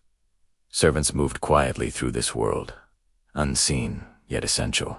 They tended fires, poured drinks, washed linens, and ensured that everything, from the polishing of silver to the turning of tapestries with the seasons, reflected order and prosperity. Even private chapels became common in great houses. These small sanctuaries mirrored the grandeur of the cathedrals in miniature, their altars adorned with icons and candles. The wealthy could now pray within their own walls, a luxury of devotion that once belonged only to monasteries. As comfort increased, so too did the attention to privacy, a concept the medieval world was just beginning to understand. The bedchamber doors grew thicker. Screens separated eating areas, and family quarters were set apart from those of servants. No longer did life revolve entirely around the great hall. Rooms gained purpose: the solar for conversation, the garderobe for cleanliness, the study for reading or writing letters. The materials of construction reflected wealth as well. Stone remained the symbol of permanence, but within its frame, wood, plaster, and glass turned cold walls into homes. Floors were sometimes tiled with colored patterns, or strewn with rushes scented with herbs to keep insects at bay. That color ruled everything. Not the pale tones we imagine today, but bold reds, blues, and greens. Walls were painted in intricate designs or covered with woven fabric. Furniture was carved and gilded, and the smallest details, hinges, candelabras, were shaped with care. The garden, too, became part of the architecture. Enclosed by walls, it was both retreat and display. Roses climbed trellises, fountains trickled softly. Benches offered quiet corners for thought or courtly talk. Peacocks strutted across lawns, symbols of pride and splendor. And yet, beneath all the beauty, the architecture still whispered of its defensive past. Windows, though glazed, remained narrow. Doors were thick and barred.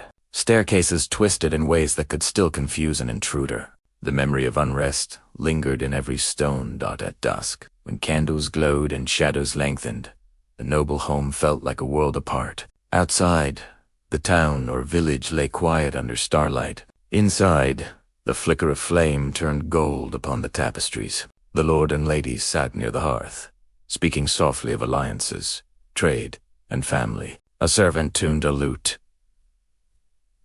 Another poured wine. The fire crackled out here.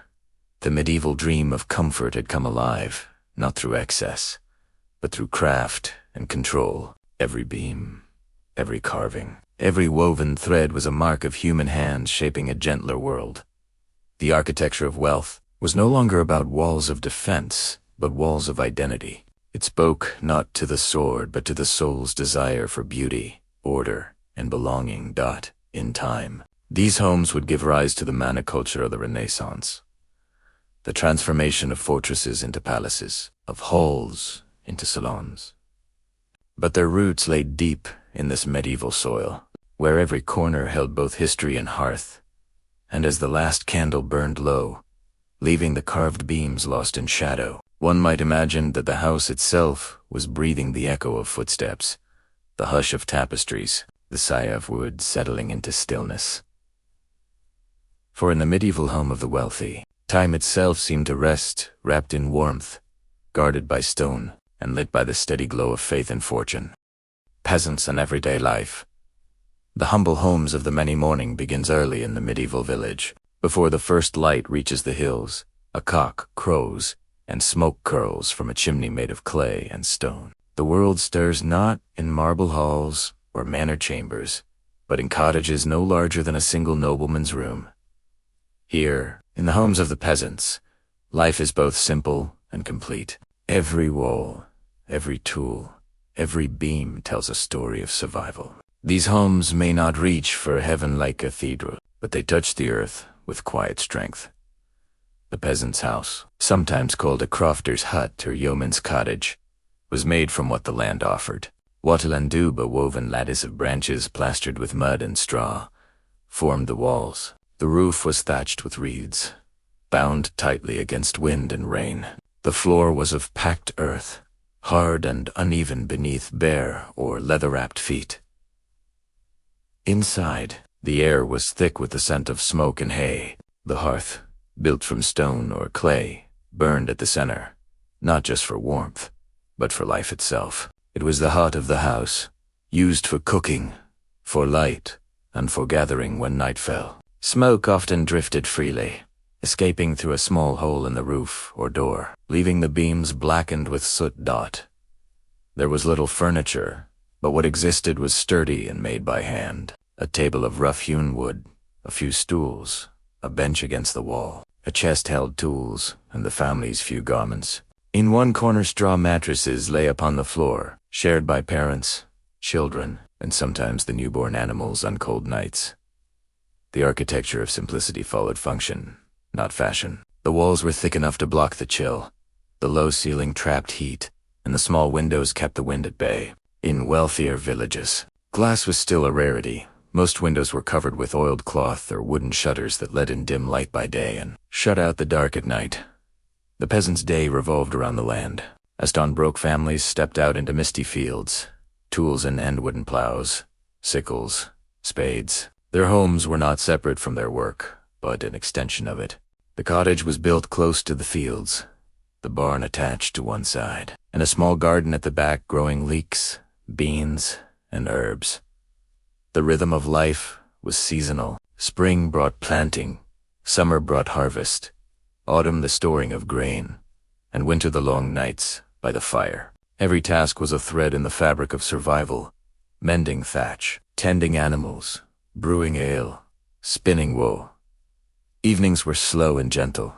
Families gathered by the hearth, eating potake, a stew of grains and vegetables, and dark bread baked in the village oven. Stories were told softly, songs hummed under breath. The sound of a spinning wheel joined the crackle of firewood. Outside, the night stretched, quiet and wide. Though humble, these homes held more than struggle. They held community. Villages were close-knit webs of shared labor and mutual dependence. Roofs were repaired together, fields plowed in teams, harvests shared when storms came. The architecture of a village was not individual. It was collective, shaped by necessity and trust. Most cottages faced inward toward a common green, where livestock grazed and children played. A narrow dirt lane wound through, connecting the cottages to the church at one end and the fields at the other. Beyond lay the manor house, rising like a watchful guardian, though often distant in both size and spirit. Inside these modest dwellings, decoration was rare, but not absent. Some walls were whitewashed.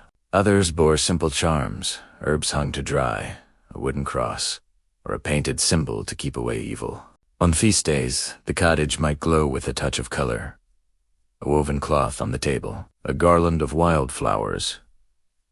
In winter, the sound of wind against the thatch could be fierce. The family huddled close by the fire, patching clothes, repairing tools, or simply watching the flames dance. The scent of burning peat or oak mingled with the faint sweetness of stored apples and drying herbs. Despite hardship, there was warmth in the ordinary. The architecture, though crude by noble standards, was alive. It grew, changed, and aged with the family. When a new child was born, a wall might be extended. When the roof sagged, neighbors helped rebuild it. The home was not a monument, but a living thing. For those few peasants who prospered, freeholders or yeomen, their cottages evolved. They added stone foundations, separate rooms, perhaps even glass windows or a small loft. The distinction between poor and comfortable could be measured in the size of the hearth and the number of beams overhead. The daily life that unfolded within these walls was steady, cyclical, and rooted in endurance. Every meal, every chore, every evening by the fire carried a quiet dignity, a rhythm that shaped medieval life far more than the courts or cathedrals ever did. On Sundays, the village emptied into the church, the only stone building most peasants ever entered. Its cool walls and stained glass were a glimpse into another world. The same faith that inspired cathedrals distilled into humble form. When the bells rang, the sound echoed over thatched roofs, through the fields, and into every hearth. And when night fell and the fields darkened, the village became a constellation of quiet lights, each hearth a small sun in the sea of countryside. Smoke rose into the still air, mingling with mist, carrying the scent of wood and bread and simple life. If castles spoke of power and cathedrals of heaven, then the peasant cottage spoke of persistence. It was the architecture of survival, a shelter built not for grandeur, but for the sacred act of living one more day. There was beauty in its roughness, the worn threshold smoothed by generations of feet, the soot-darkened rafters, the faded marks where herbs once hung. Every imperfection was honest, every crack a record of time. So when we speak of the medieval world, it is not only the lords and masons we should remember, but these quiet builders to the farmers, the mothers, the children who shaped a civilization from soil and fire. Their homes may have crumbled back into the earth, their names lost to time, but the rhythm they created of work, rest, and simple faith still beats softly beneath history as a grander stones the medieval world. After all, was not built from castles alone. It was built from cottages, small, enduring, and full of life. Legacy of stone and heartha. Medieval world, that long stretch of centuries between collapse and rebirth, now lies behind us. Quiet, but not gone. Its echoes still hum beneath the soil and in the bones of old towns. You can hear it when footsteps fall on cobbled streets, or when wind drifts through an open archway of a ruined abbey. The story of medieval architecture, of homes both humble and grand, has always been a story of endurance, of people shaping stone, timber, and earth to guard them against time. In the beginning, homes were fragile things. Wattle and daub walls leaned against winter storms, roofs of straw bent under the rain. Yet even in those crude huts, there was a rhythm of life, bread baking over embers, the steady heartbeat of the hearth, and the murmur of voices that made shelter into something sacred. From that simplicity, everything else grew. Generations passed, and Wheatsich, the hand of humankind, learned a little more.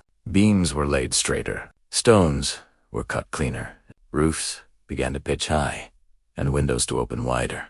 The hut became a cottage. The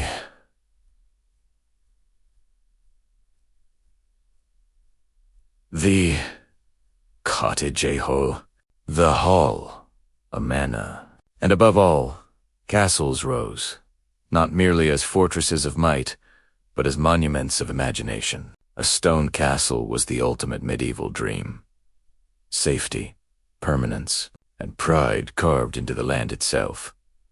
But beyond the battlements, the true heart of the Middle Ages beat softly in quieter places, in village hearths, in cloisters, in the small corners where life unfolded without grandeur. The washerwoman's hands reddened in cold water.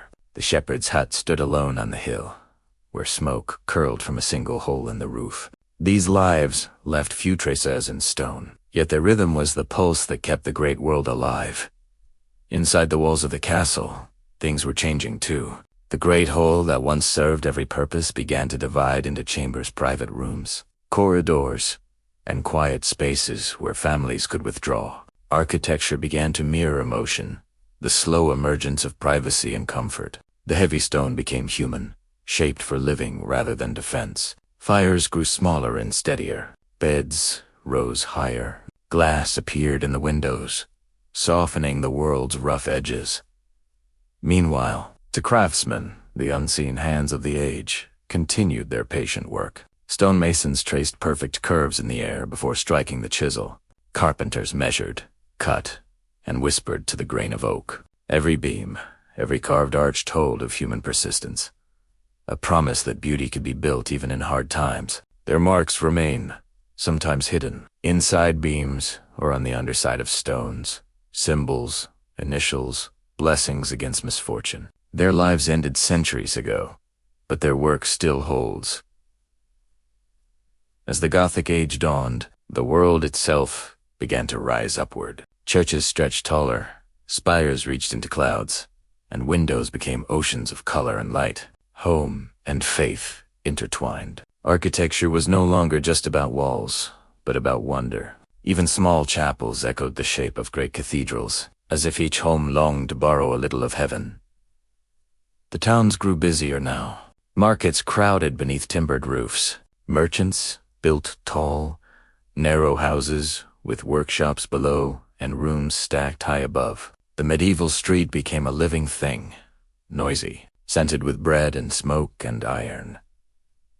For the first time, people began to live close, sharing not just walls, but the sound of each other's lives. Yet even as stones soared higher, the old hearth remained. Every home, no matter how grand or simple, kept a fire burning. Around that light, generations gathered. The architecture might change, the walls thicker, the ceilings vaulted, but the need for warmth, for a center, never faded. The medieval hearth was more than an architectural feature. It was the soul of home. By the late Middle Ages, the line between defense and comfort blurred. Moats grew still. Towers softened into ornament. The Lord's Hall filled with tapestries and laughter rather than soldiers and shields. Across Europe, the sound of construction slowed. The age of castles gave way to the age of manor houses, then cities. The medieval home had completed its long evolution from shelter to statement, from necessity to art and still. Beneath all that transformation, something gentle endured. The idea that a home is not merely built, but lived in. The stones remember the warmth of fire, the pattern of footsteps, the echo of laughter. Even when the roofs fell and ivy crawled over the walls, the essence of home remained, humming like a quiet song beneath ruin.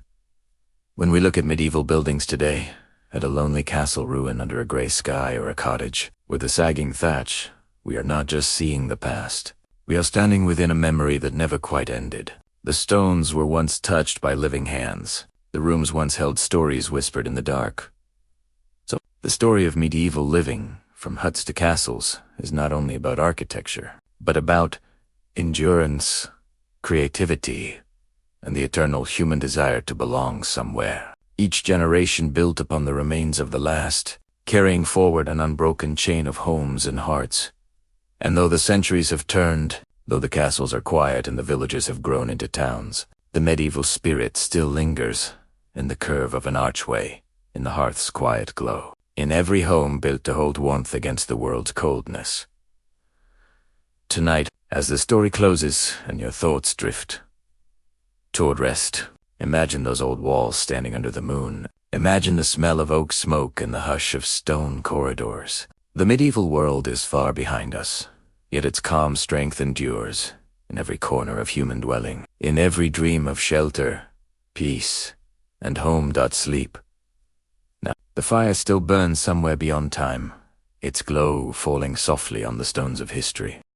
Medieval living, from huts to castles. And so, our journey comes to rest. From smoky huts beside forest edges to grand halls of stone and song, the Middle Ages remind us that even in hard times, people built warmth from the cold and beauty from the earth.